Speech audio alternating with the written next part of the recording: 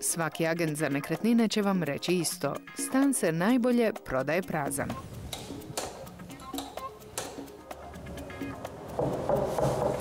Zvono ne radi. Prodavatelj je pao na prvom testu. No rijetko je prodavač u prilici isprazniti stan. Stoga su mali, nazovimo ih dekorativni zahvati, itekako važni. Upravo njima bavit ćemo se u ovom prilogu. Znači, istražili smo trikove kako uz investiciju od 0 kuna povećati šanse za prodaju vaše nekretnine na 100%. Dnevna soba u ovakvom stanju noćna je mora svakog agenta za prodaju nekretnina. Kada dolazi potencijalni kupac, stan mora biti okupan svjetlom. Obavezno podignite sve rolete i otvorite prozore da se stan prozrači. Izuzetno je važno upaliti svu raspoloživu rasvjetu.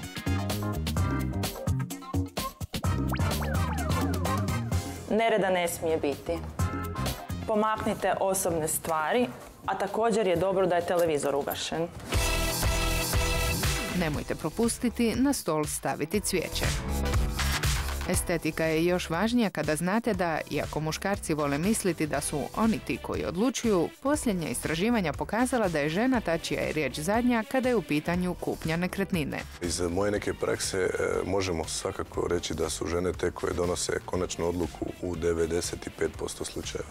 A kako su dame te koje vuku konce, posebnu pozornost važno je posvetiti kuhinji. Meni kao trgovcu nekretninama jedan od najgorih prizora je sudoper pun suđa. To ostavlja dojam nemara. Važno je da su kuhinjski elementi zatvoreni i kada potencijalni kupac dolazi nije dobro kuhati ručak. Umjesto mirisa hrane poželjan je miris netom skuhane kave ili čaja. Miris kave podsjeća ih na dom.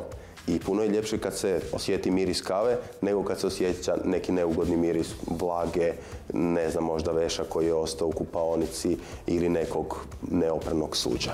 Kada smo već kod čula mirisa, ako imate kućne ljubimce prilikom dolaska potencijalnih kupaca, izvedite ih u šetnju. A najbolje je da i ostali ukućani ne budu u nekretnini. Zamisli dođe jedna četveročlana obitelj pogledati neki stan od 70 kvadrata, a tu je već četveročlana obitelj, pa onda je možda još i kućni ljubimac, onda je to 8-9 ljudi, odnosno osoba na malom prostoru i dobije se dojam da je prostor puno manji nego što je. Imamo, ja to volim reći, neodgovornih prodavatelja koji usprkos našim savjetima i kazivanjima postupaju suprotno i naravno kod takvih prezentacija ne dovodi do uspjeha. Spavaću sobu isto dobro prozračite, pospremite svu razbacanu odjeću i posložite krevet. Svi ovi savjeti pomoći će vam ako je nekretnina u koliko toliko dobrom stanju.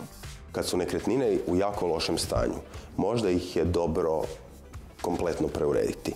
Zato što su danas kupci s obzirom na ponudu stanova dosta razmaženi i nisu možda previše voljni uređivati. U praksi se do sada pokazalo da ta investicija neće osigurati dodatni profit, ali eventualno može potaknuti bržu prodaju.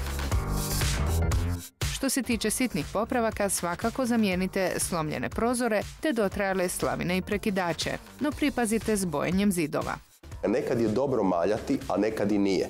Zato što nekad maljane može kod kupca izazvati sumnju da se nešto sakrilo.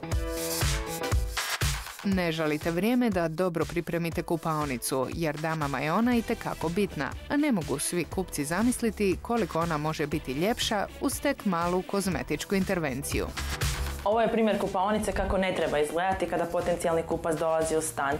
Pipe moraju biti zatvorene, treba se riješiti svih osobnih stvari, zatvoriti ormariće i spustiti poklopce na WC školjkama. Maksimalna čistoća, maksimalna svjetlost, maksimalna prozračnost i eventualno kupnja i montaža osvježivača prostora. To je svakako jedna minimalna investicija, a puno daje u samoj prezentaciji. Kao što znate, danas stan nije lako prodati, ali ovako uređen sigurno će privući više kupaca. Nadamo se da smo vam malo pomogli našim savjetima.